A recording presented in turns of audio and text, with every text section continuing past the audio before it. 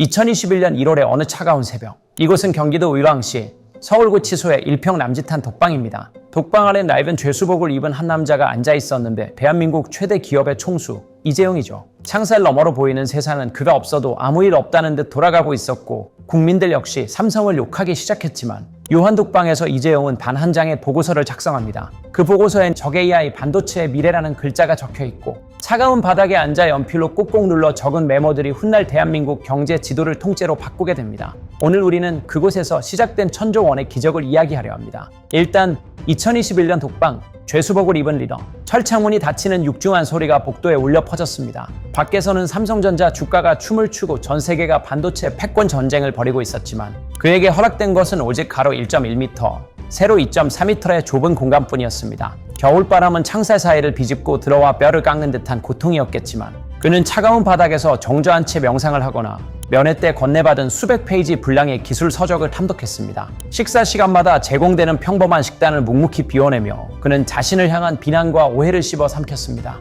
내가 무너지면 삼성은 어떻게 되는가?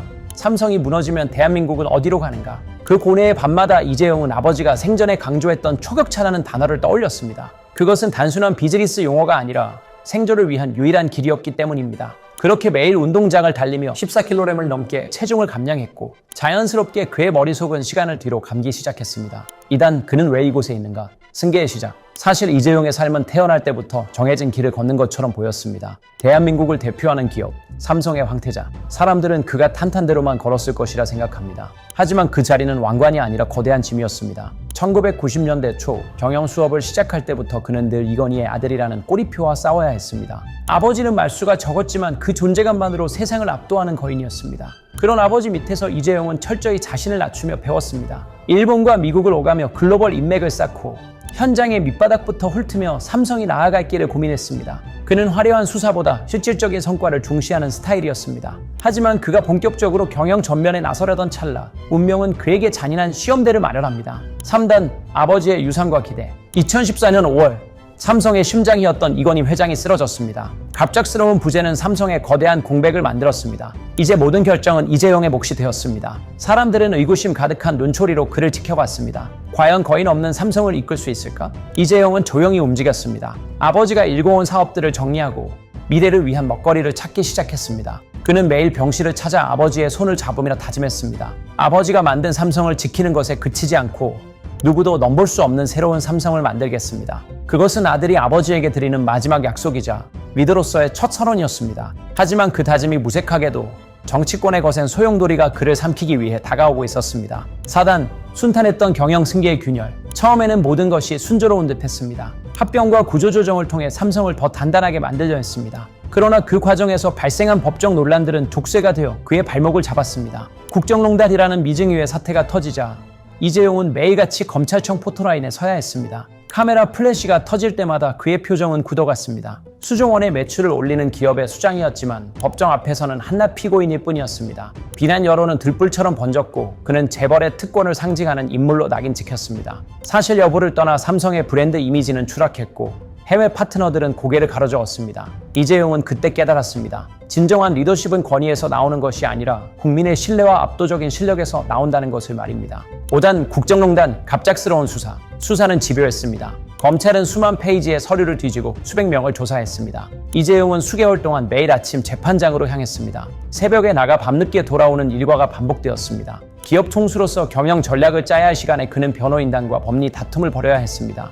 그 기간 동안 삼성의 중요한 투자는 모두 멈췄습니다. 경쟁자였던 인텔과 TSMC가 앞서 나가는 동안 삼성의 시계는 과거에 멈춰 있었습니다. 이재용의 눈엔 초조함이 서렸습니다. 본인의 안위보다 더 걱정되는 것은 글로벌 시장에서 삼성이 도태되는 것이었습니다. 하지만 결국 법원은 그에게 구속영장을 발부했습니다. 2017년 2월 그는 처음으로 차가운 감방에 몸을 뉘었습니다. 6단 구속영장, 무너지는 삼성. 첫 번째 수감 생활은 그에게 큰 충격이었습니다. 하지만 그것은 시작에 불과했습니다. 석방과 재수감을 반복하며 그의 삶은 만신창이가 되었습니다. 특히 2021년 1월 실형이 확정되어 다시 구치소로 향하던 날 그는 눈물을 보이지 않았습니다. 대신 무거운 침묵으로 그 고통을 감내했습니다. 삼성의 주가는 요동쳤고 반도체 공급망 위기 속에서 한국 경제의 컨트롤 타워가 사라졌다는 우려가 쏟아졌습니다. 공장 라인은 돌아가고 있었지만 미래를 결정할 최종 승인자가 없었습니다. 경쟁사들은 이때다 싶어 공격적인 투자를 감행했습니다. 삼성 내부에서도 위기설이 돌기 시작했습니다.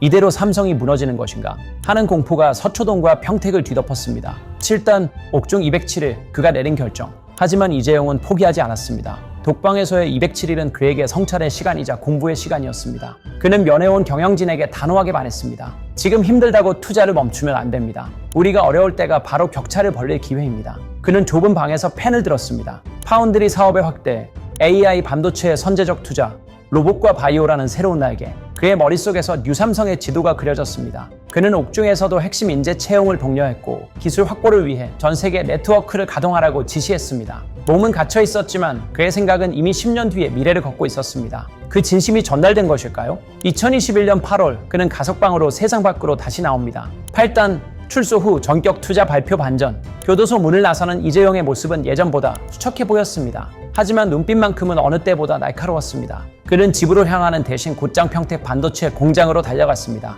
현장의 소음을 들으며 그는 비로소 살아있음을 느꼈습니다. 출소 후 불과 며칠 만에 삼성은 세상을 뒤흔들 발표를 합니다. 향후 3년간 240조 원을 투자하겠다. 전례 없는 규모의 투쟁적인 선언이었습니다. 사람들은 놀랐습니다. 감옥에서 갓 나온 사람이 몸을 사리기는커녕 오히려 공격적으로 나선 것입니다. 이것이 바로 이재용식 반전이었습니다. 그는 위기를 핑계 삼지 않았습니다. 오히려 위기를 발판 삼아 대한민국 경제에 체급을 올리겠다고 선언한 것입니다. 9단 세계가 논란 초격차 전략. 그의 결단은 즉각적인 결과로 나타났습니다. 삼성의 AI 반도체는 글로벌 빅테크 기업들의 러브콜을 받기 시작했고 3나노미터 공정의 세계 최초 양산은 전 세계를 경악하게 했습니다. 미국과 일본의 경쟁자들이 주춤할 때 삼성은 24시간 불을 밝히며 연구에 매진했습니다. 이재용은 직접 가방을 들고 전 세계를 누볐습니다. 네덜란드의 ASML을 찾아 노광 장비를 확보하고 실리콘밸리의 수장들을 만나 파트너십을 맺었습니다. 기술만이 살 길이다 라는 그의 메시지는 삼성의 DNA로 다시 새겨졌습니다. 이제 사람들은 그를 죄수복 입은 총수가 아니라 대한민국의 경제 영웅으로 부르기 시작했습니다.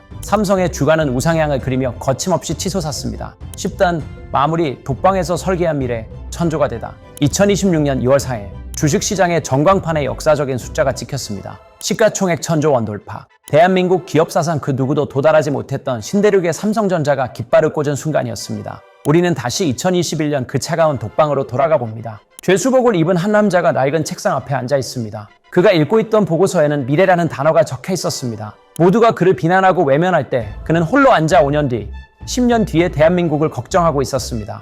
오늘의 1000조 원은 단순한 돈의 합계가 아닙니다. 그것은 가장 낮은 곳에서 가장 처절하게 버텨낸 리더의 인내심이며 어떤 시련 속에서도 꺾이지 않았던 대한민국 기술의 자존심입니다. 이재용은 증명했습니다. 진정한 권위는 감옥의 감장조차 가둘 수 없는 비전에서 나온다는 것을 말입니다. 그가 독방에서 내린 결단 하나가 오늘날 수십만 명의 일자리를 지키고 대한민국을 반도체 강국으로 우뚝 세웠습니다. 역사는 기억할 것입니다. 가장 어두운 밤을 지나 가장 찬란한 천조의 아침을 열어젖힌 한 리더의 고독한 발자취를. 아버지, 드디어 약속을 지켰습니다. 천조라는 숫자 뒤에 숨겨진 이재용의 나지막한 고백이 들리는 듯합니다.